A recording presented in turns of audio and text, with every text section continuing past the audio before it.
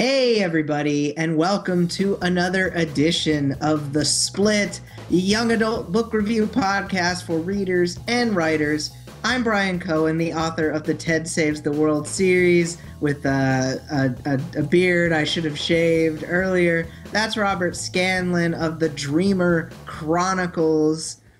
Man, it's coming to the end of 2014 here, but you're going to hit 2015 before all of us. I'll let you know how it goes, huh? Yeah, please do. Because, I mean, if it doesn't work out, I'm going to stop it. That is a true superhero speaking there, Bryan. Yeah. I don't even know. Maybe two hands. All right. So today we're going to talk about Daughter of Smoke and Bone by Laini Taylor. As always, we're going to describe it. Then we're going to go into some reader takeaways, some writer takeaways, takeaways in general, and then the wonderful prompt. Well, hopefully it'll be wonderful. We'll see what happens. But let me start by describing it. Karou, a teenage girl raised by creatures from another world, has been running errands for her adopted parents for years. Most of these tasks send her digging through graveyards for teeth. But why? The answers come fast and furiously as she comes into contact with the angel Akiva. Blood, starlight, and secrets will result, and nobody will be the same when all is revealed.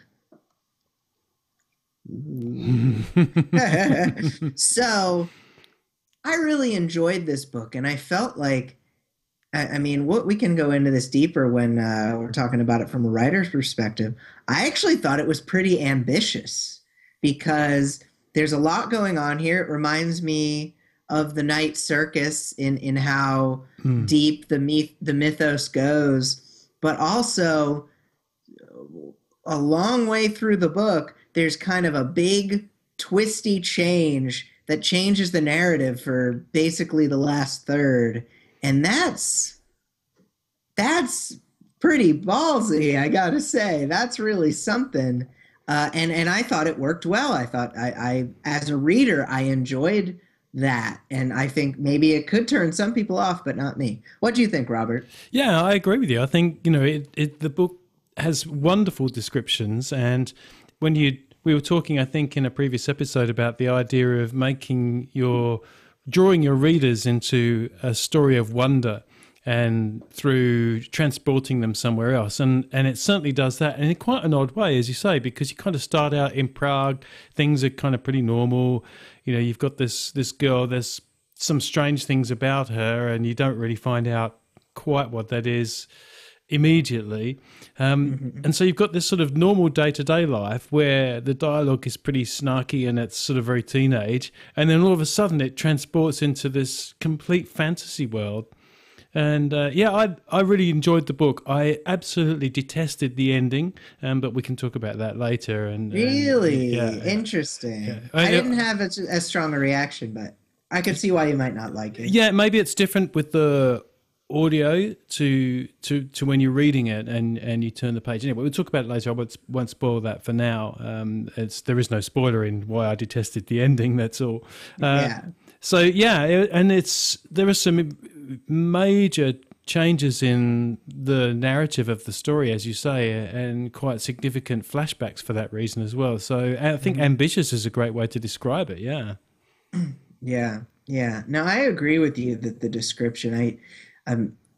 We have this art. It kind of reminds me, we're pulling back. It kind of reminds me of If I Stay. That had the music. This has the art and the drawings of the creatures, and then you're seeing the creatures for who they are, and you've got the art, the nude drawing in the beginning of this. None of it is described in such great detail that it would turn off younger readers so much. But yeah, I thought that it wove together really well, and as a result, you felt like you were part of this world.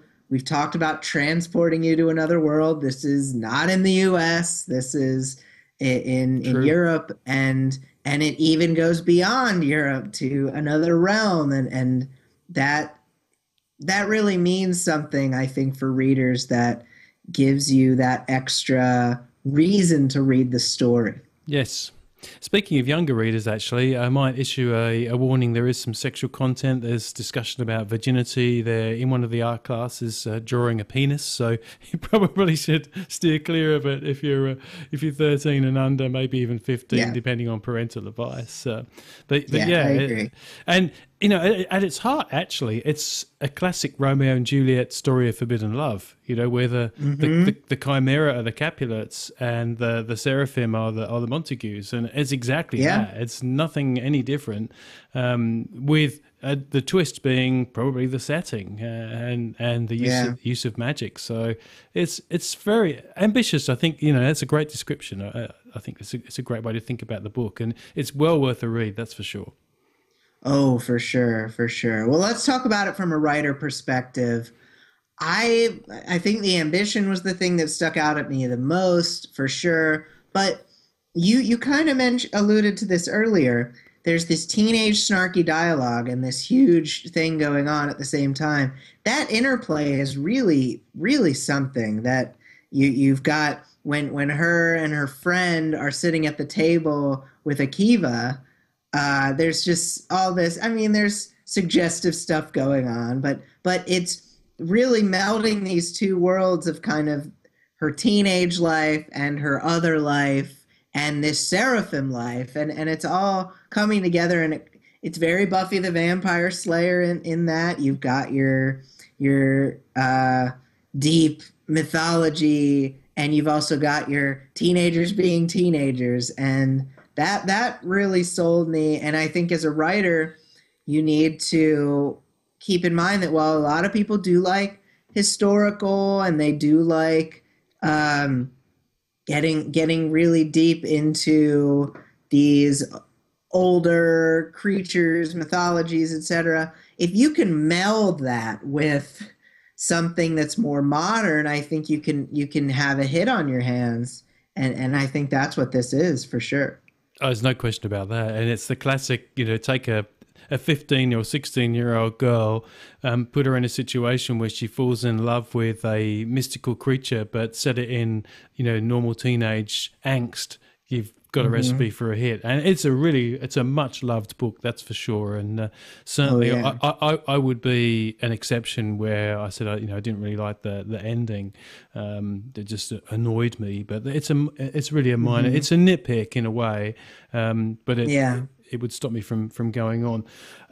I do think that to take up on what you were saying about the fact that they've set the sort of teenage angsty thing in this sort of big mythology. I mean, this war's been going on. Well, we don't even find out. It's been going on for thousands of years, perhaps. Yeah. And we don't really know much about how it even started, other than maybe some kind of power play.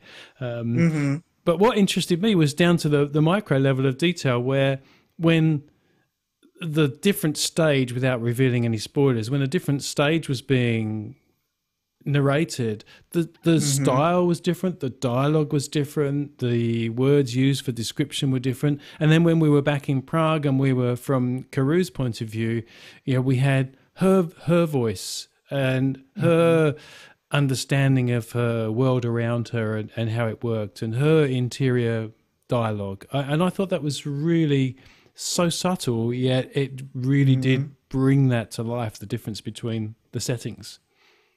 I agree. I mean, that's deep point of view. That's Yes. Active setting, whatever you want to call it. Yes.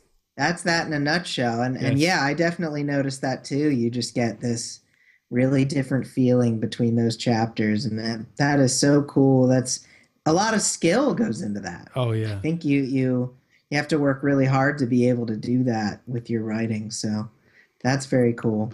Takeaways. Do you have a takeaway? I'm gonna go with my negative takeaway. Please, Negative takeaway. please never end a book with "to be continued." It's lazy.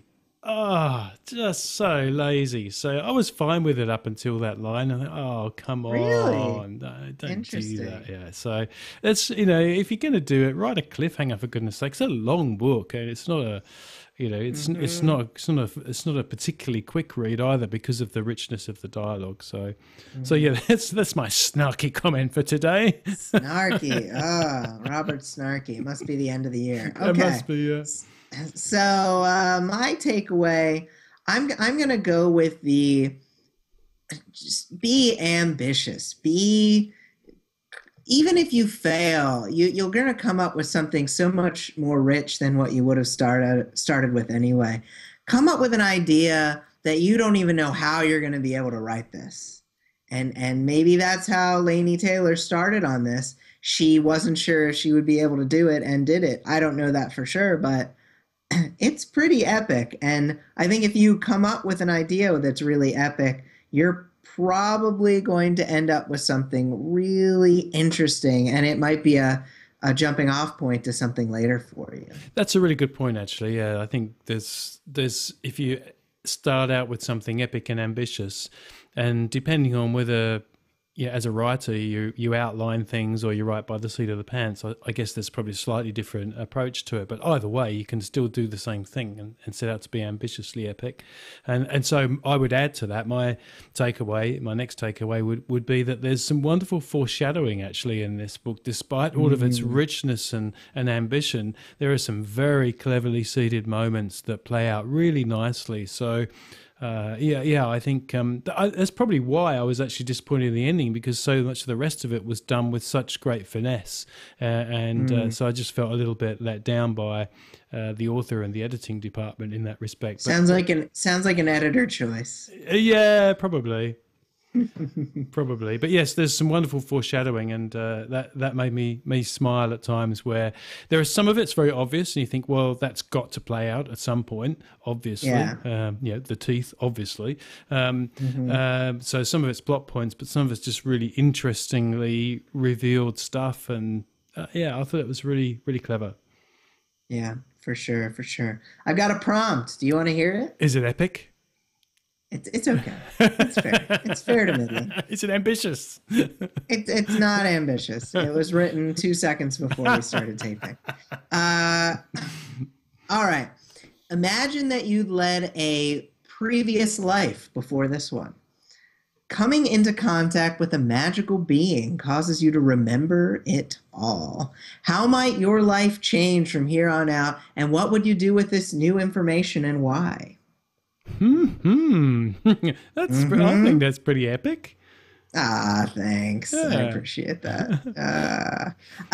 You can respond to our prompt of the week on the comments on YouTube or on the splitbookreviews.com. We would love to hear from you. I think we might finally release this thing soon, and then people could actually respond. Because right now I'm just expecting Robert. I'm just expecting you to respond. I'll be the only one who knows. I'll be there in the comments section, Brian. I'll be writing away to your prompts. That is fantastic news. All right. Well, that was great. I really liked this book. I'm interested to read on. Don't let To Be Continued stop you. Don't let it stop you. I I